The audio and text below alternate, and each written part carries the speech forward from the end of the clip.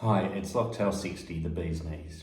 And back when I did the Boulevardier in this wonderful 1888 basement, I said that I'd probably do some more down here when we were doing the World War II era, 1940 to 1950 decade that I'm doing, and obviously the start of the 1940s, the world was deep into World War II. And by the mid-1940s it was over, but the rest of the 1940s were largely economic recovery and not without their problems. Now this cocktail I've been looking forward to doing for a while. It's Locktail 60, it's the bee's knees. It's a creation of Frank Meier. Now I'm going to spend a little bit more time on this one because I think hopefully you'll enjoy the history as much as I do. So Frank Meier's a very interesting character, sometimes called the spy bartender. He trained as a bartender in New York for 7 months in 1902 at the famous Hoffman House Hotel.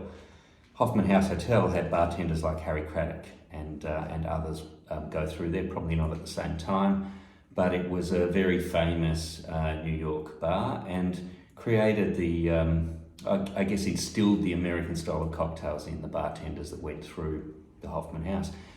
Then he went back to Paris, and in Paris from 1908 to 1914 he ran his own bar called the Brunswick Bar.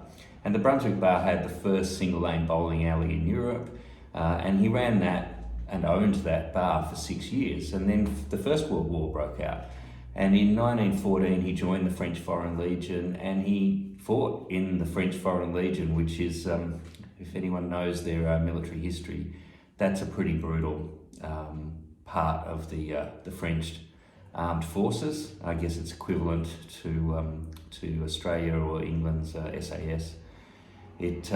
He would have definitely seen significant active service during the First World War, and then he continued to serve a little bit after the end of World War One, and was basically honourably discharged in 1920, and then he takes up a role as the Ritz Hotel in Paris first head bartender, the head bartender of all their bartending operations, but also of their newly opened American bar. Now there were 450 odd staff in the Ritz Hotel in Paris. You know, a number of those would have fallen under his control. And it wasn't like he was the head bartender employee.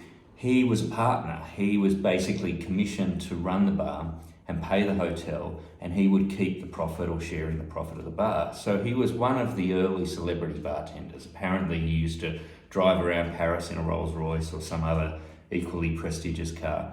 And he in 1936 created his recipe book, The Artistry of Mixing Drinks, and he only produced 300 copies of this book. And the book was given to the famous patrons and contacts that were basically Frank Meier's friends and personal contacts, and the who's who, if you like, of people that would have come through the Ritz bar. It included people like Roosevelt's son.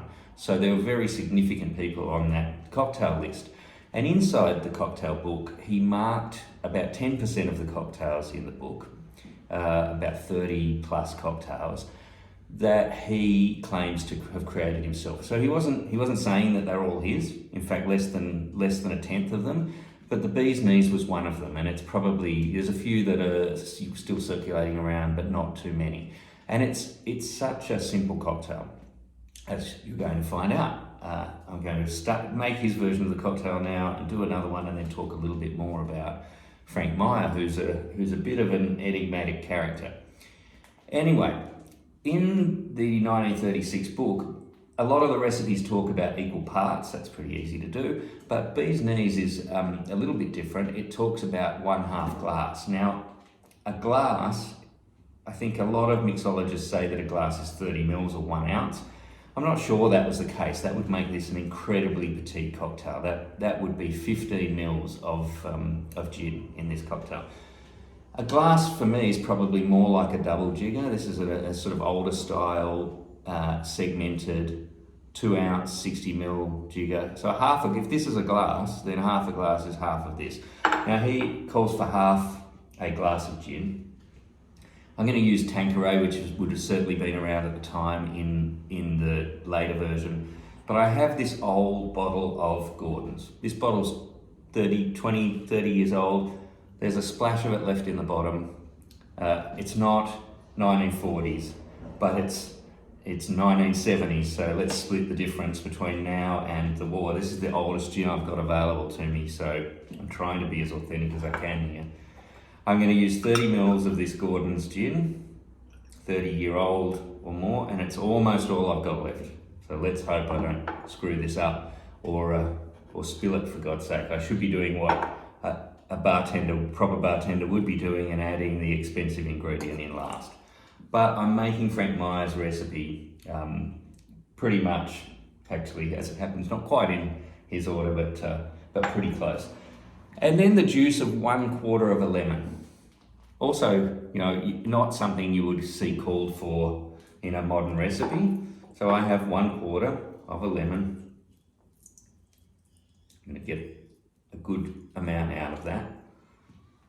And then the only other ingredient is 1 teaspoon, or if you like, 1 bar spoon, so sort of 5 mils of honey. Now, a lot of the contemporary bee's knees use honey syrup, which is sort of 2 parts honey and 1 part water, because it's a little bit easier to mix into the drink if you have a honey syrup, which is a little bit thinner. But I'm going to get. I think good thing about lemon and honey, the lemon sort of helps with the honey. So I'm going to get that honey in there, at least most of the 5 mils off the end of that bar spoon. That's pretty close. That's about all I can afford time-wise with this cocktail. So let's call that almost a teaspoon of honey. That's it. That's the Frank Meier's bee's knees. Shaken well, as it happens. Not that there's a lot of ingredients in there. I mean, we're talking about, even with my reading on the half glass, we're talking about a cocktail that's about 45 to 50 mils with the dilution factor of the ice. This is a very, very petite cocktail. Now, I really should have thought this through a little bit better and got an antique. I've got some little petite glasses. If you go to bars like maybe Sammy's in Sydney, they do their mini cocktails, which are fantastic. Very much this sort of older style. So there's a Frank Meier, straight out of page 25 of his 1936, the Artistry of Mixed Drinks recipe book. Bee's knees, and I can see why that's stood the test of time. It has sour, it has sweet, it has the gin, but it takes away the really sort of gin forward and gives you something that's really balanced and cold. Now, in his position as the head of the Ritz, he was there all the way through World War II. He was he would have come across both sides. Apparently, Hermann Göring set up. He was at times the second most powerful person in Hitler's armed forces, and the head of the German Air Force, the Luftwaffe, set up camp on a whole floor of the Ritz. Would have been there at the same time. Coco Chanel lived throughout the whole French occupation in the Ritz Hotel with her German spy boyfriend, and then at the same time there were staff at the hotel who were working for the French resistance. So it would have been a very interesting time to work. Now the papers on Meier suggest that he was more sympathetic and even aided the Allies' cause, providing papers to people who were trying to escape. Even some rumours that he was somehow connected to the plot to assassinate Hitler. But in 1947, just a couple of years after the end of the war, he